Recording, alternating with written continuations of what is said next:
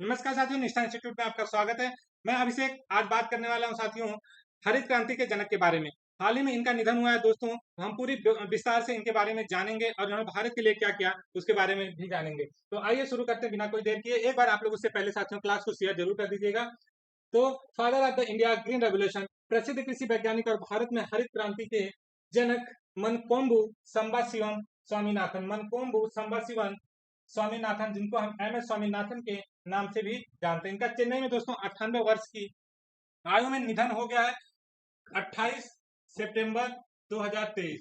यानी इनकी एज कितनी हो गई थी दोस्तों? कुल एज इनकी हो गई थी 98 वर्ष। यानी कि इनका जन्म हुआ था 7 अगस्त 1925 को।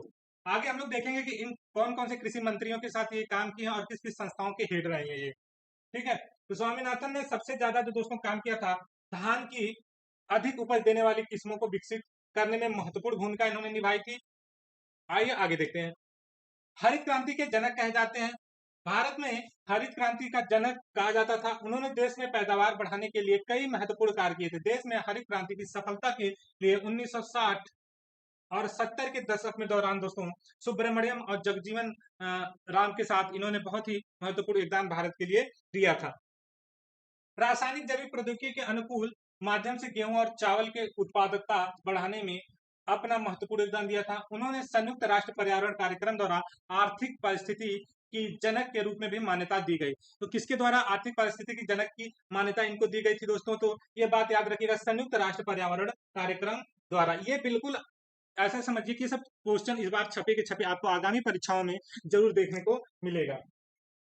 वर्ल्ड फूड प्राइज से किए गए थे सम्मानित। इनको वर्ल्ड फूड प्राइज से भी सम्मानित किया गया था। ठीक है, भारत में गेहूं चावल की किस्मों को विकसित करने और उनकी उत्पादकता बढ़ाने में अहम भूमिका निभाने के लिए उन्हें 1987 में पहले विश्व खाद्य पुरस्कार से सम्मानित किया गया था। उन्होंने चेन्नई में M S Swaminathan research foundation की स्थापना भी की थी। इन्होंने इस बात को याद रखा, इनका जो M S Swaminathan research foundation है कहाँ है? चेन्नई में है। और कब? 1987 में इनको पहला खाद्य पुरस्कार भी मिला था। ये बात आपको एकदम ध्यान रखनी होगी। साथ ही प्रमुख सचिव भी थे कृषि मंत्रालय में और कार्यवाहक उपाध्यक्ष और बाद में सदस्य। ठीक है, वह अंतर्राष्ट्रीय चावल अनुसंधान संस्थान जो फिलीपींस में है, जो अंतर्राष्ट्रीय चावल अनुसंधान संस्थान दोस्तों फिलीपींस में है, वहां के महानिदेशक भी थे। साल 2004 में स्वामीनाथन को किसानों के लिए बने राष्ट्रीय आयोग का अध्यक्ष नियुक्त किया गया था। कब? साल 2004 में किसानों के लिए जो एक राष्ट्रीय आयोग बना था उसका इनको अध्यक्ष नियुक्त किया गया था। राष्ट्र किसान उस बड़े स्तर पे आत्महत्या कर रहे थे, मृत्यु हो रही थी उनकी, इसके लिए एक आयोग गठित किया गया था दोस्तों। उसमें इसका इनको अध्यक्ष नियुक्त किया गया था। आगे देखेंगे इनको कौन कौन से अवार्ड प्राप्त थे। ठीक है, तो इनको दोस्तों अवार्ड के बारे में देखेंगे। स्वामीनाथन को पद्म श्री, पद्म भूषण और पद्म विभूषण से सम्मानित किया गया था। स्वामीनाथन को 1971 में रेमन मैग्सेस पुरस्कार, ठीक है, रेमन मैग्सेस पुरस्कार जिसे दोस्तों एशिया का नोबेल पुरस्कार भी कहा जाता है, ये भी ध्यान रखिएगा।